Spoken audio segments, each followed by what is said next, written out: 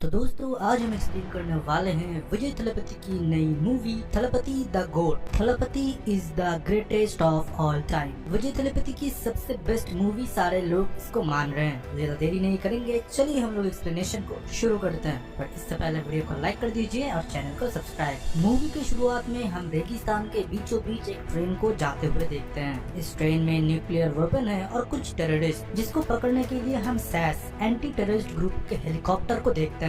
Terrorist group का main head Menon होता है, जो कि ये सारी चीज को ऑपरेट करता है। उसने अपने टीम के द्वारा एक साइंटिस्ट को पकड़ लिया था, उससे न्यूक्लियर वेपन के ऊपर टेस्ट कराने के लिए। फिर हम देखते हैं वो साइंटिस्ट उस चीज को टेस्ट करता है, पर इन लोगों को शक हो जाता है कि ये कोई और है, क्योंकि वॉइस बदल के बात कर रहा होता है। फिर हमको पता चलता है ये और कोई नहीं, सेस टीम का ही एक लीडिंग ऑफिसर है। ये हम सबके चहीते विजय थलपति होते हैं, जो कि इस मूवी में गांधी का रोल निभा रहे हैं। फिर क्या है, ट्रेन के अंदर ही घमासान एक्शन शुरू होता है। बंदे ने सबको स्टाइल से पीटा है। पूरे टेररिस्ट ग्रुप के बीच अकेला खड़ा है गांधी, और वो ऐसे फाइट कर रहा है जो कि आपको मिशन इम्पॉसिबल जैसी मूवी में देखने को मिलेगा। इंडियन वर्जन जॉन विक है ये हमारा। पर इनके लोग हेलीकॉप्टर के ऊपर गोली चला रहे थे, और हेलीकॉप्टर से जब ये लोग गोली चलाते हैं तो ट्रेन के पिछले वाले बॉगी में आग लग जाती है। ये था तो एक साइलेंट ऑपरेशन। उनको न्यूक्लियर वेपन चुराना था और मेनन को भी उठाना था, पर हो गया वायलेंस। पूरे ट्रेन को ही आग लग गई। ट्रेन के अंदर 2-3 और ऑफिसर भी ऑपरेट कर रहे थे। उन लोगों ने भी टेररिस्ट को मार गिराया था, पर मेनन उधर से भाग निकलता है। पर ट्रेन में आग लग जाता है और धीरे धीरे आग इंजन तक फैल चुका था। कभी भी ट्रेन विस्फोट कर सकता है। सारे टीम मेंबर हेलीकॉप्टर पे लौटने लगे, और लास्ट में गांधी था, वो न्यूक्लियर वेपन उधर से उठा लेता है और ट्रेन के विस्फोट करते ही टाइम तुरंत वो अपने बैग में भर के हेलीकॉप्टर से निकल जाता है। पर उधर फंसा रहता है मेनन, और सबको लगता है कि उस ट्रेन ब्लास्ट के साथ मेनन भी खत्म हो चुका है। फिर हमको गांधी की वाइफ को दिखाई जाती है, जो कि अभी हॉस्पिटल में एडमिट हो गई है। उसको और एक बेबी होने वाला है, और इनका पहले से एक बच्चा होता है जो कि महज 5 साल का है। उसका नाम होता है जीवन। 3 लोगों की सुखी परिवार है, और चौथा मेंबर आने ही वाला है। गांधी को हमेशा एक बेटी ही चाहिए थी, पर उसके वाइफ को चाहिए था एक बेटा। गांधी तो बड़े बड़े टेररिस्ट ग्रुप से लड़ जाता है, इंटेलिजेंस एजेंसी से लड़ जाता है, पर डरता है सिर्फ अपनी वाइफ अनु से। फिर हम पार्टी में देखते हैं सैस की पूरे टीम को। उसमें कल्याण, सुनील, अजय और इन लोगों के साथ उनके सबके हेड नजीर सर भी होते हैं। ये एक एंटी टेररिस्ट टीम तो है, इसी के साथ ये लोग बहुत पुराने दोस्त भी है। फिर से हमको देखने को मिलता है कि अनु गई है फिर से हॉस्पिटल में, पर इस बार भी गांधी नहीं आया। वो काम के बहाने से बाहर चला गया। सुनील की वाइफ डॉक्टर होती है, तो उसी के पास गई थी अनु। अनु फिर उससे बोलती है, मुझे लगता है कि गांधी का बाहर कोई अफेयर चल रहा है। वो कभी कभी कॉल कर देता है, और कभी कभी तो मैंने बाहर दूसरे लड़कियों के भी आवाज सुने हैं। मुझे लगता है वो मुझे धोखा दे रहा है। अगर ये सही बैठा ना तो मैं उसे छोड़ दूंगी, मैं एक इंडिपेंडेंट लड़की हूँ। फिर वो घड़ी आ जाती है जहाँ पर गांधी को जम के डांट पड़ती है, ये बोलते हुए कि तुम कहाँ बाहर अफेयर कर रहे हो। गांधी फिर सब कुछ डिनाई करता है, और ये बोलता है कि मैं एक सीक्रेट एजेंट हूँ और मैं सेक्स के लिए काम करता हूँ। पर इसकी बीवी माने ना। बंदा जब सच बोले तो बीवी मानती क्यों नहीं। गांधी जब कैसे भी इसे कन्विंस नहीं कर पाता, फिर उसको मस्का लगाने के लिए और उसके दिमाग शांत करने के लिए बोलता है कि मैंने हमारा 7th हनीमून प्लान किया है, वो भी थाईलैंड पे। हम 3 लोग जाएंगे और नया मेंबर भी घूम लेगा। और उसकी बीवी तब झट से मान जाती है। लड़कियों को मनाना कितना आसान होता है। फिर हम देखते हैं कि उसके टीम मेंबर समझा रहे होते हैं कि तू एक मिशन पे जाने वाला है, वो भी तेरे फैमिली के साथ। गांधी फिर बोलता है कुछ भी नहीं होगा, मैं हूँ ना इनके साथ। अगर मैं नहीं गया तो मेरी गृहस्थी टूट जाएगी। फिर हम देखते हैं कि गांधी जाते हैं उनके फैमिली के साथ थाईलैंड, और बहुत मजे करते हैं उनके बेटे के साथ, नए आने वाले बच्चे के साथ और बीवी के साथ भी। सारा दिन वो लोग घूमते हैं, और रात को आता है नजर सर का कॉल। वो गांधी को फोन करके बोल देते हैं कि मिशन ऑन है। फिर हम देखते हैं कि गांधी और कल्याण जाते हैं एक पब में, और उधर जाके उनको एक सीक्रेट कोड चुराना था। भाई मानो बंदे ने चुराया एकदम मिशन इम्पॉसिबल जैसा। विंडो तोड़ा, पैराशूट खोला और निकल गया, मानो बाय हाथ का खेल था उसके लिए। पर उसके फेस को बहुत लोगों ने आइडेंटिफाई कर लिया था। मुश्किल तो आगे आनी ही थी, क्योंकि गांधी को चुपचाप कोई काम करना बिल्कुल पसंद नहीं था। वो हमेशा अपना छाप छोड़ ही जाता है। फिर अगले दिन जब ये लोग मार्केट में घूम रहे होते हैं, कुछ गुंडे इनके पीछे पड़ जाते हैं। गांधी कैसे भी करके अपने बीवी बच्चे को लेके एक टैक्सी में बैठता है, और टैक्सी ड्राइवर को इन लोगों ने पहले ही शूट कर दिया था। गांधी फिर टैक्सी भगाता है, और पीछे इन लोगों की कार होती है जो कि गांधी को मारना चाहते हैं। इस दौरान गांधी की वाइफ के पेट पे लेबर पेन शुरू हो चुका था। वो दर्द से तड़प रही होती है, पर गांधी के पास कोई ऑप्शन नहीं था। उसको इन लोगों से लड़ना भी पड़ रहा था और अपने बीवी को संभालना भी, और इसके साथ इनका छोटा बच्चा भी था। अपने बच्चे को और बीवी को क्लोथिंग मार्केट में छुपा के गांधी इन लोगों से लड़ता जाता है। फिर उसके वाइफ को इतना लेबर पेन हो रहा था, गांधी मानो लाचार हो चुका था। तभी कल्याण आता है और इन लोगों को शूट कर देता है और गांधी को बोलता है तू अपनी बीवी को लेकर हॉस्पिटल में जा। हॉस्पिटल में उसे एडमिट करने के बाद गांधी बाहर आता है बिल वगैरह भरने के लिए और उसका बेटा जीवन बोलता है पापा मेरे पैर में दर्द कर रहा है, तो उसे एक जगह बिठा के उसने बिल वगैरह भरने के लिए चला जाता है। फिर जब वो लौट के आता है देखता है कि उसका बेटा उधर नहीं था। गांधी इधर उधर बहुत ढूंढता है पर उसके बेटी के नामो निशान नहीं था। उसको अपने वाइफ को भी जवाब देना था। वो रोता रहता है, बिलखता रहता है पर उसका बेटा पूरे जगह पर नहीं था। वो फिर हॉस्पिटल के आस पड़ोस में भी देखता है, अपने टीम मेंबर को भी कॉल करता है पर कोई भी रास्ता नहीं मिल रहा था। फिर वो पुलिस स्टेशन जाता है। रात को उसे पता चलता है कि एक जगह कुछ बच्चों की जले हुए बॉडीज मिले हैं। गांधी फिर उस लोकेशन पे पहुंचता है। पहुंचने के बाद अपने बेटे की बॉडी को देखता है पर वो अनआइडेंटिफाइड था, पूरा बॉडी जल चुका था। सिर्फ हाथ में एक स्पाइडरमैन का एक पुतला होता है। उसे देख के गांधी को एश्योरेंस होता है कि उसका बेटा ही हो सकता है, कि वो गिफ्ट उसने उसको दिया था हॉस्पिटल में बैठते टाइम।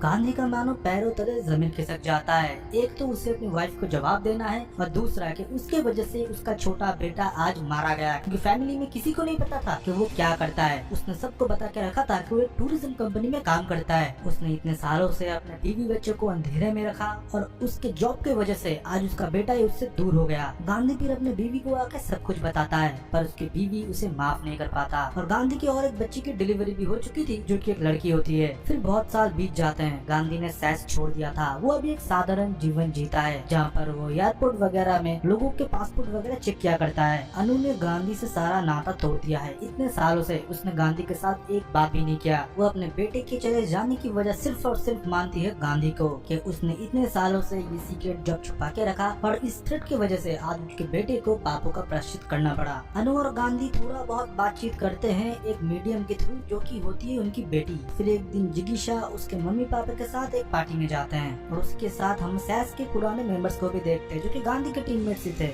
वो लोग अभी भी सैस में काम कर रहे हैं। जिगीशा आके गांधी को बोलती है कि मम्मा ने बोला है आप मुझे घर रात को छोड़ पाओगी कि नहीं। गांधी हाँ बोल देती है कि तुम्हारे मम्मा को जाने के लिए बोल दो, मैं तुमको महफूज छोड़ दूंगा। उस पार्टी में नजीर सर गांधी को समझाते हैं कितने टाइम तक तुम खुद को ही कोसोगे, तुम एक काम करो हमारे मॉस्को वाले ऑफिस में अभी तुमको ये सब भी करना है। तुमने बोला फील्ड मिशन नहीं करोगे, फील्ड मिशन के अलावा तुम कुछ भी करोगे, इसलिए तुम ये सब कुछ करने लगे पासपोर्ट वगैरह, हमने तुम्हारा जॉब लगाया है। अभी रशिया में लोगों को लग रहा है कि इंडियन से उनको खतरा है, उधर थोड़ा डिप्लोमेसी का प्रॉब्लम है, तुम जाओ एम्बेसी के लोगों से मिलो, इतना बस कर दो। तभी कल्याण भी बोलता है हाँ गांधी तुम जाओ क्योंकि तुम्हारा पुराना एक्सपीरियंस है, तुम अच्छे से सब चीज को सेटल कर पाओगे उधर। उन लोगों के बहुत रिक्वेस्ट करने पे गांधी मान जाता है और मॉस्को चला जाता है और सब कुछ वीडियो कॉल से अपने बेटी को दिखाती है। उसके बेटी भी बहुत खुश होती है। फिर हम देखते हैं कि जगह जगह रशियन लोग हंगामा कर रहे हैं इंडियन एम्बेसी को घेर के। गांधी कोशिश तो करता है सारी चीज को शांत करने की पर मामला हाथ से निकल चुका था। एम्बेसी के ऊपर ही हमला हो जाता है। कुछ गैंग मिलके डंडा वगैरह से लोगों को मारने लगते हैं। उस टाइम गांधी भी सबको रोकने की कोशिश करता है और खुद भी फाइट करता है। तभी मानो एक लड़का गांधी के साथ फाइट करने लगता है। उसका लड़ने का तरीका एग्जैक्ट गांधी की तरह था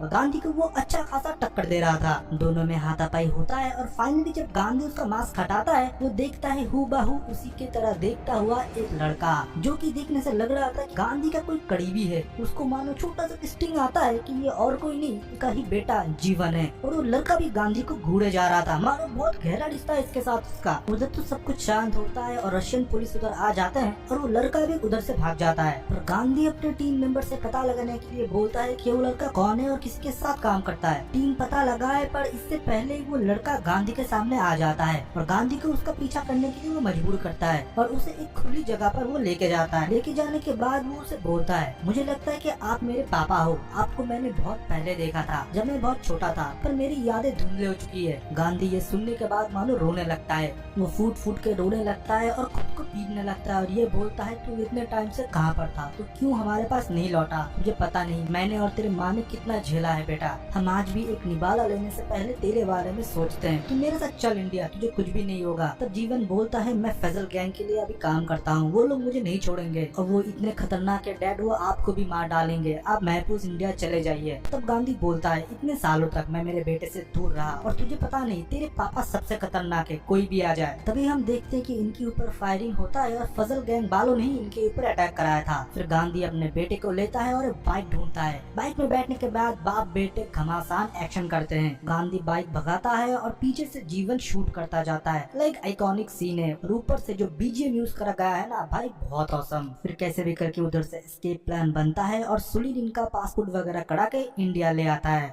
फिर हम देखते हैं कि ये दोनों जाते हैं अनु के घर। अनु के घर जाने के बाद वो जब अपने बेटे को देखते हैं, अनु भी रो पड़ती है और गांधी को तब वो माफ कर देते हैं। धीरे धीरे पूरा परिवार एक साथ होने लगता है और सब कुछ मानो खुशहाल मंगल होने लगा था। फिर हमको अजहर को दिखाया जाता है, मानो उसे कुछ पता चला है क्योंकि बहुत टाइम से इनके इंटेल लीक हो रहे थे, इनके एजेंट्स मर रहे थे। अजहर उस दिन रात को चेन्नई वाली ट्रेन लेने से पहले वो कॉल करता है गांधी को, बोलता है तुझे कुछ मिल के बताना चाहता हूँ। और ये कॉल मानो ट्रेस हो रहा था और अजहर के एग्जैक्ट लोकेशन पे एक हेलमेट वाला लड़का पहुंच जाता है और अजहर के साथ वो लड़ाई करना चालू कर देता है। उसके पास से मानो कुछ एविडेंस इस लड़के को लेना था। पर तब तक हम देखते हैं कि मेट्रो के अंदर ऑलरेडी पहुंच चुका था गांधी और उस लड़के के साथ अजहर का फेस ऑफ हो, इससे पहले गांधी से इसको निपटना पड़ेगा। नजीर शहर को बचाने के लिए गांधी बहुत कोशिश करता है और उस लड़के के साथ वो घमासान फाइट करता है। पर उस लड़के का स्किल मानो कुछ एडवांस ही था। वो बहुत अच्छे तरीके से गांधी को टक्कर देता है और वो हेलमेट नहीं खोल रहा था। गांधी और नजीर सर बहुत कोशिश करते हैं पर वो लड़का अपना फेस नहीं दिखाता और इन मोमेंट पे वो लड़का गांधी को मेट्रो के विंडो पे दे मारता है और सर पे कांच लगने की वजह से गांधी का सर मानो घूम रहा होता है और वो लड़का अपने जेब से एक चाकू निकालता है और वो नजीर का गला काट देता है। नजीर उधर ही खत्म हो जाता है गांधी के आंखों के सामने और वो लड़का मेट्रो से निकलता है और तभी मानो वो अपना ड्रेस चेंज करता रहता है। तभी हम देखते हैं ये और कोई नहीं, ये होता है गांधी का बेटा जीवन। और तभी मानो चेन्नई में सीएसके का मैच चल रहा होता है। सारे लोग मेट्रो से येलो कलर की जर्सी पहन के निकल रहे थे और गांधी के लड़के ने भी येलो कलर की जर्सी पहना हुआ था। तो गांधी जब पीछा करता है उसे वो ढूंढ नहीं पाता। फिर हमको जीवन के हिस्ट्री के बारे में दिखाया जाता है। असलियत में हॉस्पिटल में जब जीवन चोरी हुआ था वो और किसी ने नहीं, वो चोरी करवाया था मेनन ने, मतलब मेनन जिंदा था। अभी हम पहले वाले ट्रेन वाले सीन पे जाते हैं जहाँ पर पूरा ट्रेन ब्लास्ट हुआ था। उधर मेनन के फैमिली भी थे। वो ट्रेन ब्लास्ट की वजह से उसकी पूरी फैमिली मर चुकी थी, सिर्फ वही जिंदा था। वो भी वो जमीन पे गिर चुका था और उसके सारे कपड़े में मानो आग लग चुका था। तभी वो ये खुराफाती प्लान सोचता है कि बेटे से बाप को मरवाएंगे। तो उसने एक लोकल गैंग से बच्चे को पहले अगवा कराया, फिर उस बच्चे को इतना टॉर्चर कराया, उससे भीख मंगाया कि वो सब कुछ भूल जाए, उसकी पुराना सारा पास्ट को भूल जाए। और उसने वो जले हुए बच्चे का भी उधर प्लान कर दिया था कि गांधी को लगे कि उसका बेटा जीवन मर चुका है। पर जब लोकल गैंग गांधी के लड़के को परेशान कर रहा होता है और टॉर्चर कर रहा होता है, एक मसीहा की तरह उधर मेनन आता है और उन सबको मारता है और इस बच्चे को बचाता है। पर ये छोटा बच्चा समझ रहा था कि मेनन ने उसे बचाया है, असली में कल्प्रिट तो मेनन है जिसने ये पूरा खेल रचा था। इसमें ये शामिल नहीं था कि इन लोगों को ये मार देगा। फिर उसे छोटे से वो बड़ा करता है और ये विश्वास दिलाता है कि वही उसका असली पापा है जो कि बायोलॉजिकल नहीं है, उसने उसको बचाया है। और धीरे धीरे अपना पूरा कारोबार बिजनेस वो जीवन को सौंपता गया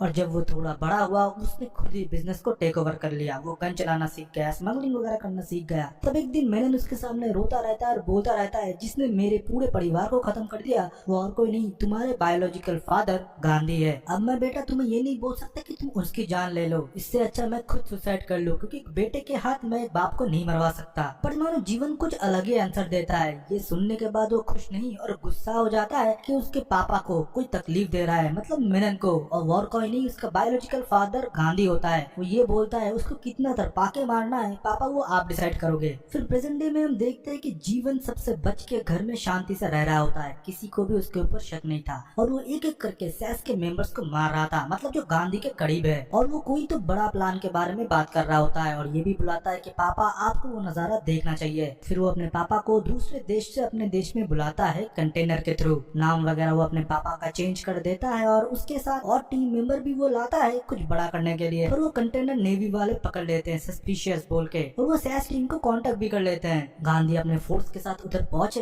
इससे पहले जीवन ने फोर्स के एक आदमी के लड़की को किडनैप करवा लिया था। वो और कोई नहीं सुनील होता है जो कि गांधी का पुराना दोस्त है। गांधी को सुनील की वजह से वो कंटेनर छुड़ाना पड़ता है, फिर भी जीवन उसके लड़की को मार देता है। फिर जब गांधी बोलता है कि नेवी कंटेनर का सीसीटीवी मंगवाने के लिए, तब उस सीसीटीवी में उसे मेनन दिखता है और उसे पता लगता है कि जरूर कुछ ना कुछ अभी होने वाला है कि मेनन लौट के आया है। कंटेनर छोड़ने के लिए उसका दोस्त कल्याण बहुत इंसिस्ट कर रहा होता है, तब उसके ऊपर भी थोड़ा गांधी का शक बैठता है। और दूसरी जगह हम देखते हैं कि सीएसके का सेमीफाइनल चल रहा होता होता है मुंबई के साथ और जीवन उधर प्लान करता है कि पूरा स्टेडियम ही वो ब्लास्ट कर देगा। गांधी फिर से सारे क्लू जोड़ने की कोशिश करता है और उसे मिलता है और कोई नहीं, उसी का ही बेटा जीवन, जो कि मेन कल्प्रिट होता है, उसके टीम मेंबर्स को मारने वाला। क्योंकि जीवन के लौटने के बाद ही ये सब कुछ शुरू हो रहा था, वो और अपने घर पे ही ध्यान नहीं दे रहा था, जो कि एक स्पेशल ऑफिसर को पहले देना चाहिए। गांधी जीवन को अरेस्ट करे उससे पहले जीवन ने उसको घायल कर दिया था। और जब गांधी को होश आता है, वो अपने बीवी और उसे एक जगह बंधा हुआ पाता है। उसके सामने मिलन खड़ा हुआ था। मिलन उसे सब कुछ बताता है कि उसका बेटा जीवन अब क्या कुछ करने वाला है, वो तुझसे नफरत करता है गांधी। तभी गांधी मुस्कुराता है और ये बोलता है, तू अगर विलन है तो मैं तो हूँ गांधी, मैंने तुझसे आगे 2 कदम सोच के रखे हैं। असलियत में तूने मेरा पीछा नहीं, मैंने तेरा पीछा होने दिया और तुझको प्लान बताने के लिए दिया। अब तेरा पूरा प्लान मैं जान चुका हूँ। तभी हम देखते हैं कि सैस टीम उधर अटैक करते हैं और वो मिलन को पकड़ लेते हैं। और दूसरी जगह हम देखते हैं कि जीवन ने सिक्योरिटी चेंबर का एक्सेस ले लिया था, लोगों को उसने उधर मार दिया था और सारा एक्सेस उसके पास ही था।